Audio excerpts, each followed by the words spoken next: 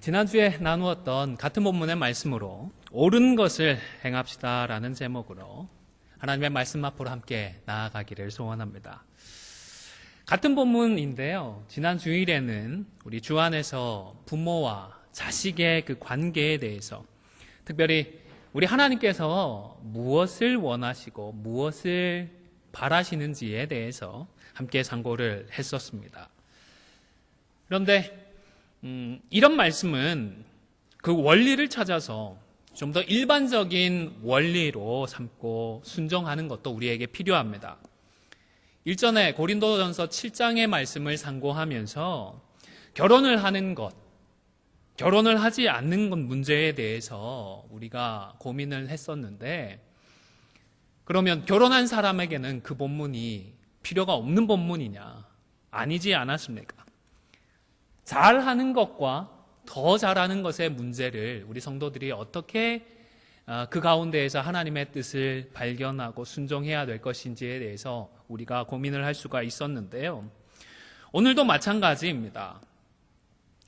주 안에서 부모가 자녀들에게 어떻게 해야 하고 또 자녀들이 부모에게 어떻게 해야 하는지 오늘 본문이 말씀을 해주는 동시에 좀 더 일반적으로 모든 성도들에게 오늘 본문을 통하여서 옳고 그름을 분명히 하고 그리고 옳은 것에 순종하라는 말씀을 바울을 통하여서 우리에게 주시고 있는 것입니다.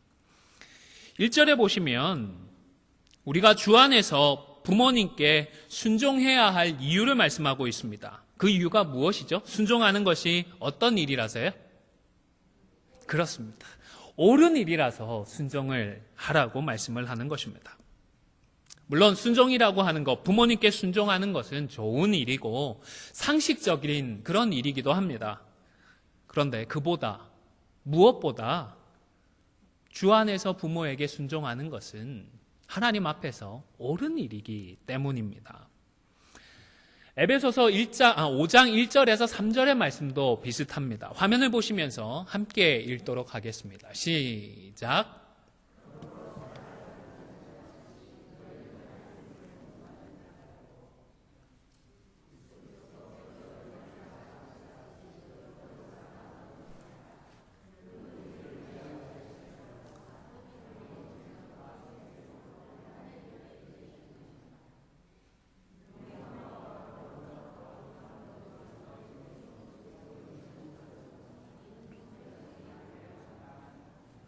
아멘. 바울이요, 에베소 교회 성도들에게 하나님을 본받는 자가 되라고 권면을 하고 사랑 가운데서 행하고 또 음행이나 온갖 더러운 것들, 탐욕 같은 것들은 그 이름조차도 부르지 말라고 권면을 하는데요. 그 이유가 무엇이죠?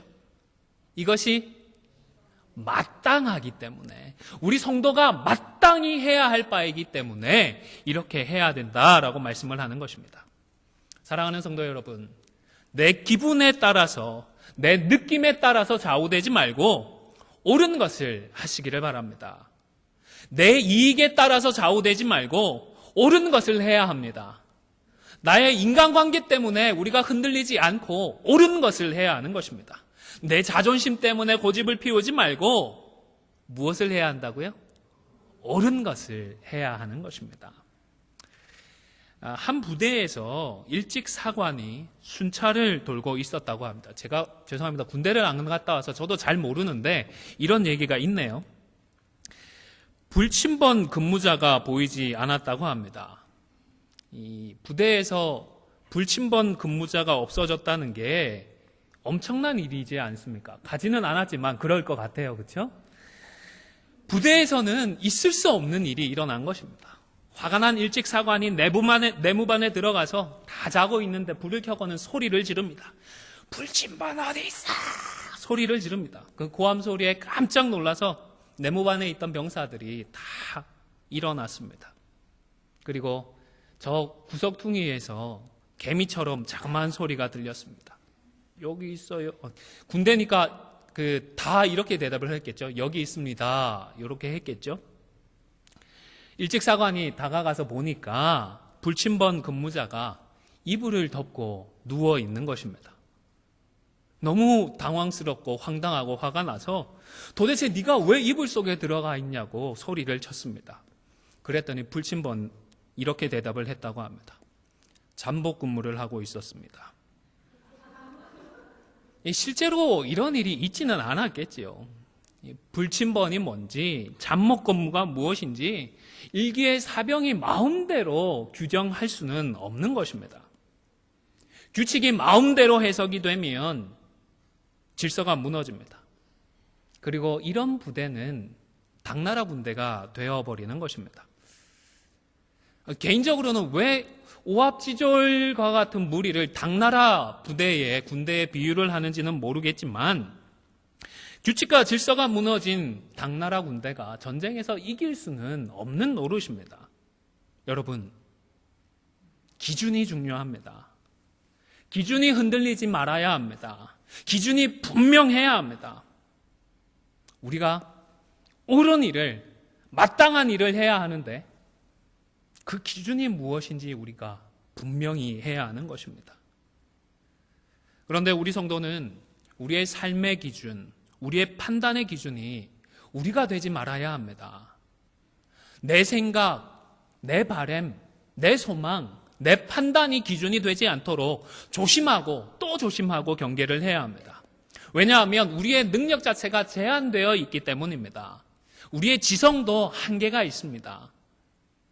그리고 우리의 본성 자체가 다분히 자기 중심적이고 이기적이기 때문입니다.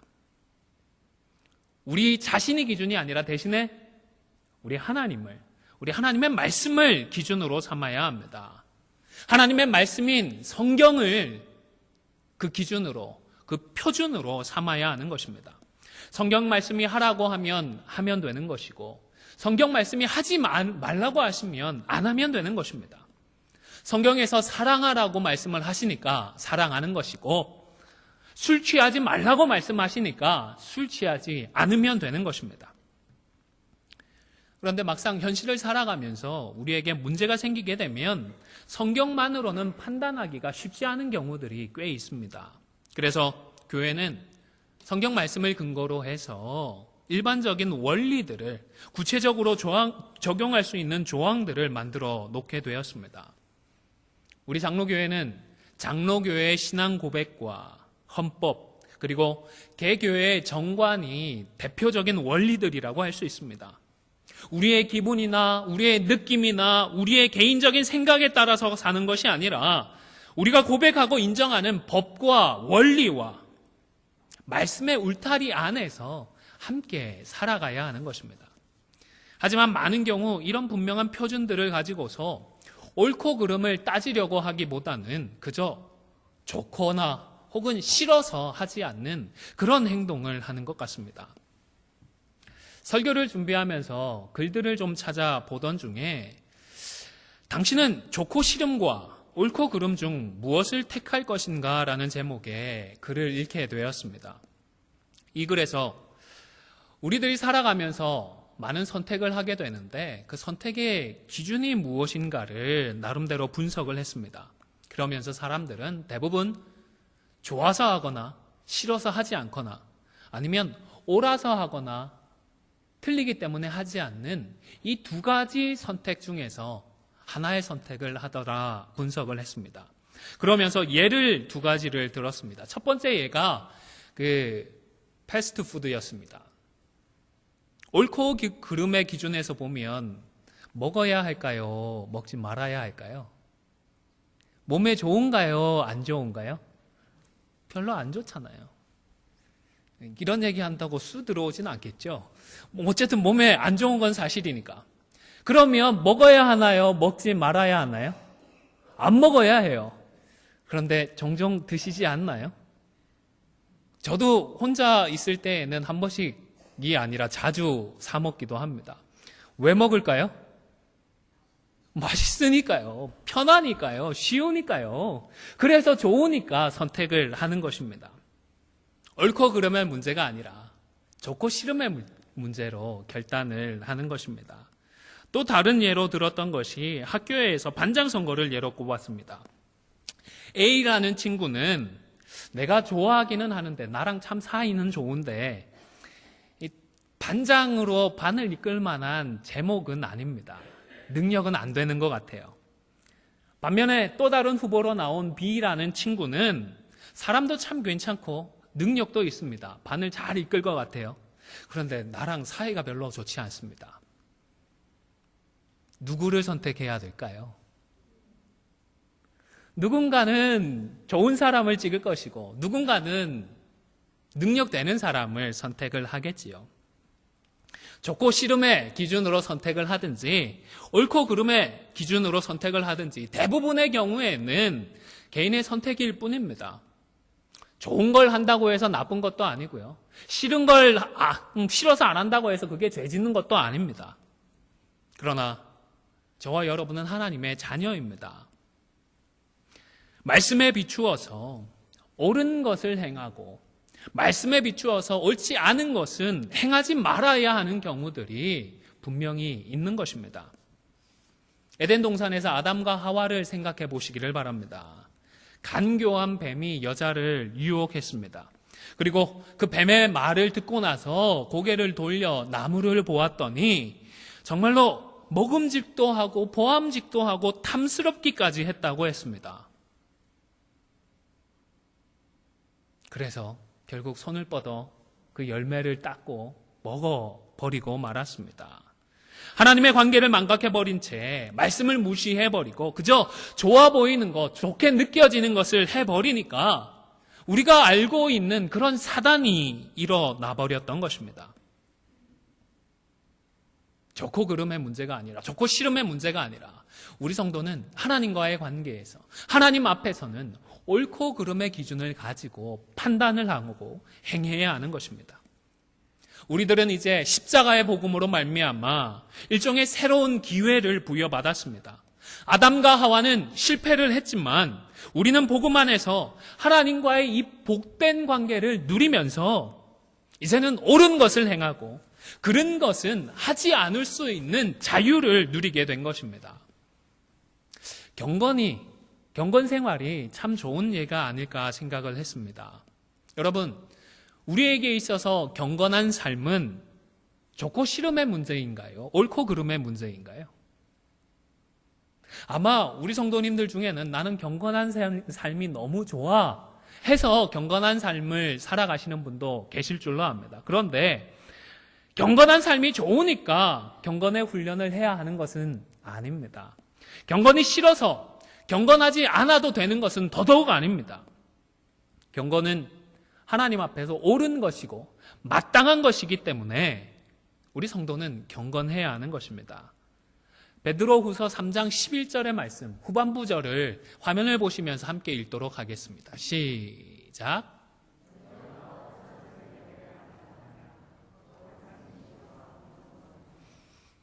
경건한 행실, 거룩한 행실, 경건함으로 우리가 무장된 사람이 되어야 하는데 그 이유가 뭐라고요? 그렇게 되는 것이 마땅하기 때문이라고 말씀을 하는 것입니다. 거룩한 행실과 경건함은 좋고 싫음의 문제나 개인적인 선호나 선택의 문제가 아니라 마땅히 해야 하는 것입니다.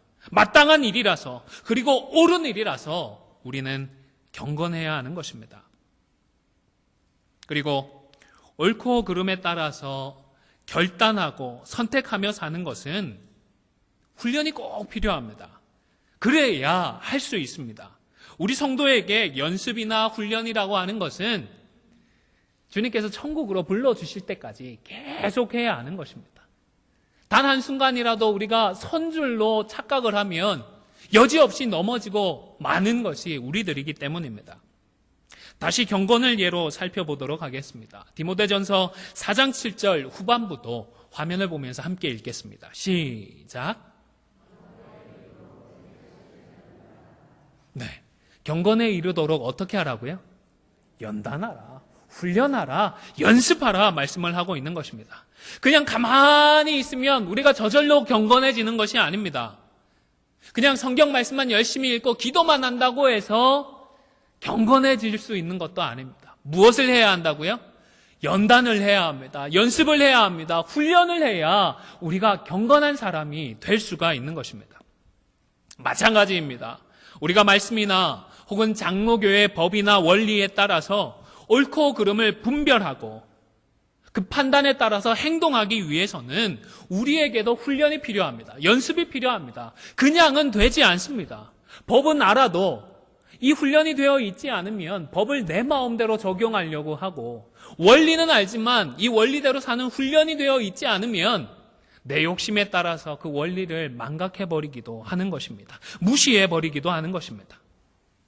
우리는 훈련을 해야 합니다. 재직회나 공동의회가 우리에게 참 좋은 훈련의 현장입니다. 연습할 수 있는 자리입니다. 우선은 이 훈련을 위해서 말씀부터 많이 읽어야 합니다. 그리고 신앙 고백서도 한 번씩 꺼내어 읽어보시기를 바랍니다. 여러분, 세례받을 때, 입교할 때 그때 한 번 읽고 덮어버리고 끝나는 게 신앙 고백서가 아니잖아요. 기회가 될 때마다 웨스트민스터 신앙 고백서든 하이델베르그 신앙 고백서든 우리에게 있는 좋은 이 고백서들을 꺼내어서 좀 읽고 묵상을 하시기를 바랍니다. 교회 정관도 시간을 내어서 읽고 어떤 내용인지 좀 기억하시고요. 이제는 교단의 헌법도 우리가 찾아서 그 내용을 알아야 합니다. 그래서 자기 소견대로 사는 것이 아니라 분명한 기준과 표준에 따라서 살아가는 연단을 해야 하는 것입니다. 전에 제가 지도했던 고등부 제자 중에 한 명이 그 당시에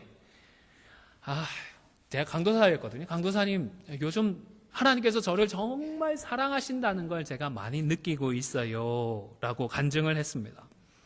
기쁘기도 하고 기특하기도 해서 언제 그런 것을 많이 느끼니 하고 되물었습니다.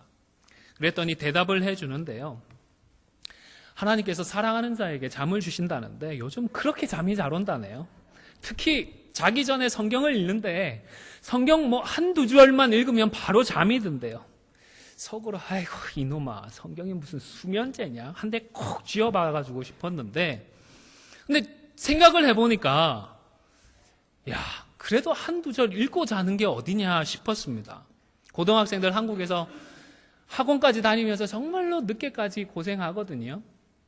하루 종일 온갖 문제집은 다 푸는데 성경 한 구절 채 안 읽고 사는 고등부 학생들이 얼마나 많은데, 그래도 이 녀석은 성경이라도 꺼내서 읽어보려고 노력이라도 했고 한두 구절이라도 매일 읽고 있는 것이지 않았습니까? 여러분, 여담이기는 한데 여러분도 밤에 잠 안 오실 때가 있잖아요. 잠 안 온다고 힘들어만 하지 마시고 이때 신앙 고백서도 좀 꺼내서 읽으시고, 이 법들 관련된 거 읽으면 좀 잠이 오지 않을까요? 정관도 꺼내서 읽으시고 헌법도 찾아서 읽으시면 어떨까 싶습니다. 읽다가 잠까지 오면 더 좋은 것 아니겠습니까? 꽉 먹고 알 먹고 도랑 치고 가재 잡고 누이 좋고 매부 좋고 그런 거 아닐까 싶습니다. 솔직히 좀 개인적으로 성경을 읽다가 잠드는 건 하나님 앞에 죄송한데, 성경책은 좀 정신이 맑을 때 읽으면 좋겠고요. 잠이 안 올 때는 이런 책들을 좀 우리가 종종 읽으면 어떨까 싶습니다. 제가 대학교 다닐 때에 보니까 법대 다니는 친구들이 법전만 열심히 공부하는 게 아니더라고요. 자주 모의 재판이라는 것을 했습니다. 자기들끼리 판사 역할도 맡고 검사 역할도 맡고 변호사 역할도 맡아서 실제로 재판처럼 해보는 것입니다. 이렇게 연습을 해야 나중에 제대로 판결을 하고 올바로 판단을 하는 법조인이 될 수가 있었던 것입니다. 마찬가지입니다. 우리가 평소에 성경 말씀과 장로교의 법과 원리에 따라서 판단하고 결단하는 훈련을 해야 하는 것입니다. 그래야 하나님께 인정받는 성도로 자랄 수가 있고 하나님을 기쁘시게 할 수 있는 하나님의 자녀로 자라날 수가 있는 것입니다. 그런데 오늘 이 사실은 잊지 않으셨으면 좋겠습니다. 옳은 것을 행한다, 마땅한 것을 행한다. 너무 딱딱하고 너무 무겁게 느껴지고 인간미 없게 느끼지는 마시기를 바랍니다. 옳은 것, 마땅한 것이라고 해서 반드시 딱딱하거나 꼭 차가운 것은 아니기 때문입니다. 그리스도 안에서 마땅한 것은 오히려 따뜻합니다. 주 안에서 옳은 것은 오히려 포근할 수가 있습니다. 왜냐하면 이 모든 것의 핵심이 바로 사랑이기 때문입니다. 우리 예수님을 생각해 보시기를 바랍니다. 예수님의 십자가를 생각해 보시기를 바랍니다. 예수님 십자가를 피하고 싶으셨습니다. 전날 밤까지만 해도 어떻게든 이 잔을 피하게 해주십시오. 기도하고 간청했습니다. 땀방울이 핏방울이 될 정도로 간절히 하나님과 씨름을 했었는데 기도하시던 중에 십자가는 아들에게 마땅한 길이라고 하시는 그 하나님의 마음의 설득이 되셨습니다. 십자가는 절대적으로 옳다라고 하는 아버지 하나님의 마음을 이해하셨던 것입니다. 그러니까 우리 주님의 마땅하고 옳았던 그 길, 십자가의 길은 이 땅의 인생들을 사랑하고 또 아버지 하나님을 사랑하는 그 사랑의 길이었던 것입니다. 그래서 원래는 피도 눈물도 기대할 수 없는 저주였던 십자가가 오늘을 살아가는 우리가 생각할 때에는 이 십자가가 하나님의 따스한 사랑이 느껴지고 우리 주님의 사랑의 그 포근한 온기가 느껴지는 축복이 되어 있는 것입니다. 사랑하는 우리 안디옥 교회 성도 여러분, 우리 땅에 옳은 일을 한다고 마땅한 일을 한다라고 하면서 다른 사람을 미워하지 않도록 조심하시기를 바랍니다. 다른 사람을 증오하지 않도록 조심하십시오. 사랑으로 해야 하는 일입니다. 사랑을 이루기 위하여서 옳은 일을 해야 하고 마땅한 일을 해야 하는 것입니다. 여러분, 우리 예수님께서 가룟 유다를 미워하셨을까요? 증오하셨을까요? 대제사장과 그 유대인들의 리더들을 우리 예수님께서 저주하셨나요? 빌라도를 미워하셨나요? 우리 예수님은 자신을 십자가에 못 박았던 그 사람들까지도 끝까지 사랑하셨습니다. 누가복음 23장 34절에서는 예수님의 그 가상칠언 중 첫 번째 말씀이 기록되어 있습니다. 이에 예수께서 이르시되 아버지 저들을 사하여 주옵소서. 자신을 욕하고 자신을 저주하고 자신을 십자가에 못 박았던 그 사람들을 사랑하여서 아버지 하나님 이 사람들까지도 사하여 주십시오. 간청을 하셨던 것입니다. 예수님은 옳은 일을 하고 마땅히 해야 할 일을 하시면서도 아무도 미워하지 않으셨습니다. 자신을 저주하고 십자가에 못 박는 그런 사람들까지도 증오하거나 저주하지 않으셨습니다. 용서해 주셨고 사랑해 주셨던 것입니다. 이 십자가를 경험했기 때문에 바울 역시도 사랑을 받는 자녀와 같이 하나님을 본받아서 마땅한 바를 행하라고 권면을 하는 것입니다. 그리스도께서 우리를 사랑하신 것 같이 우리도 사랑 가운데서 행하여 마땅한 바를 행하라고 권면을 하는 것입니다. 사랑하는 성도 여러분, 주 안에서 옳은 것, 마땅한 것은 십자가처럼 사랑 가운데서 행해야 하는 것임을 꼭 기억하시기를 바랍니다. 꼭 기억하시고 다 함께 순종할 수 있기를 주님의 이름으로 간절히 축원을 드립니다. 저는 지난 3주 정도 개인적으로 계속 디모데 후서를 반복적으로 읽고 묵상을 해왔습니다. 디모데 후서는 여러분도 잘 아시듯이 사도 바울이 사랑하는 아들과도 같이 여기는 디모데를 위하여서 어떤 마음, 어떤 중심으로 교회와 성도들을 섬겨야 하는지에 대해서 애정을 듬뿍듬뿍 담아서 권면하는 내용입니다.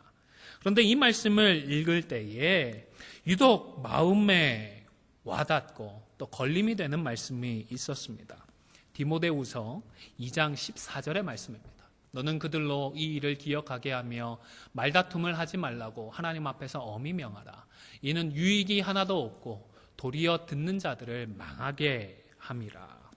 혹 오해는 마시기를 바랍니다. 교회 일이나 다른 사람들 때문에 이 구절을 언급하는 것이 아닙니다.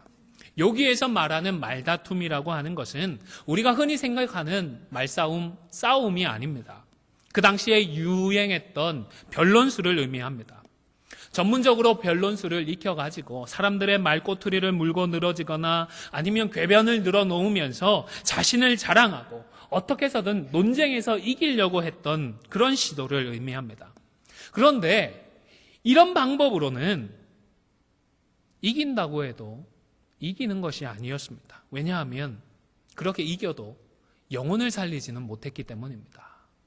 그렇게 해서 논쟁에는 이겼고 자신은 드러내도 사람을 변화시키지는 못했기 때문입니다. 복음이 영혼을 살리는 능력입니다. 이런 말다툼이 아니라 십자가의 복음이 사람을 살리는 능력인 것입니다.